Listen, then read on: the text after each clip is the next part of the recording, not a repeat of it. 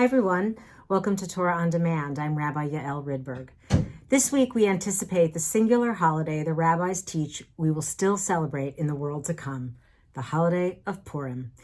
We will remember together how the world turned upside down for the Jews of Shushan, where grief turned into joy, a day of mourning into a day of celebration. We will celebrate with food and drink, with revelry, and maybe even a little hedonism too. Usually we dress in costumes that often reveal a shadow side or perhaps a more playful one. We are to drink ad de lo yada until we cannot distinguish between the goodness of Mordechai and the evil of Haman. And most meaningfully, we confront the real possibility that divine redemption remains hidden from us, and we must be the ones to reveal the divine within us to transform the world.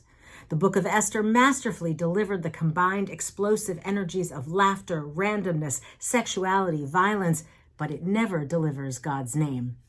The narrative is actually a relief from the minutiae of the instructions to build the sanctuary, its furnishings, and the role of the priests outlined in this week's parasha of Tetzaveh.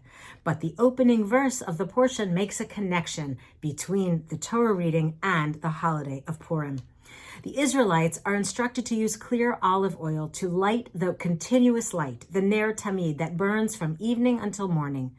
A midrash asks whether a person can really light a lamp out of the darkness, or is that just reserved for God?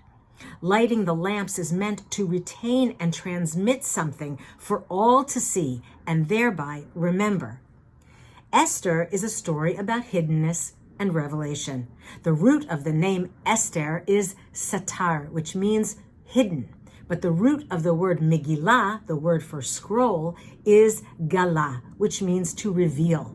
The play back and forth between these ideas is a constant in the text. Vashti refuses to reveal her body to the king's feasting guests. Esther's Jewish identity is hidden until it serves the important purpose of her standing up to the violence of Haman. Haman hides his true plan for the Jews. King Achashverosh is in the dark about the plot altogether. And at the same time, Purim is an opportunity to pierce through the randomness, the vulgarity, the violence in order to uncover meaning and God's hidden presence. The pivot from what is hidden to what is revealed revolves around Esther's reluctance to go to the king and Mordechai's sober message to her that, who knows, perhaps you have attained to royal position for just such a moment. The revelations then fall like dominoes. Mordechai is paraded in royal garb, revealing his honor of the king. Haman's wife Zeresh reveals that her husband will be defeated. Esther reveals her identity. The sackcloth and ashes worn by Mordechai are replaced to reveal happiness and honor. Fasting turns into feasting. God may be hidden, but the godly acts of defiance to save the people are what we remember and celebrate on Purim. We affirm and celebrate Esther's courage and commitment and realize that humanity is critical to the transformation of the world from what it is into what it could be. Purim celebrates the miracle of human self-redemption. Let us continue to take seriously the charge we bear to transform the world in holiness. Shabbat Shalom, Purim Sameach. Thanks for joining me. See you next time.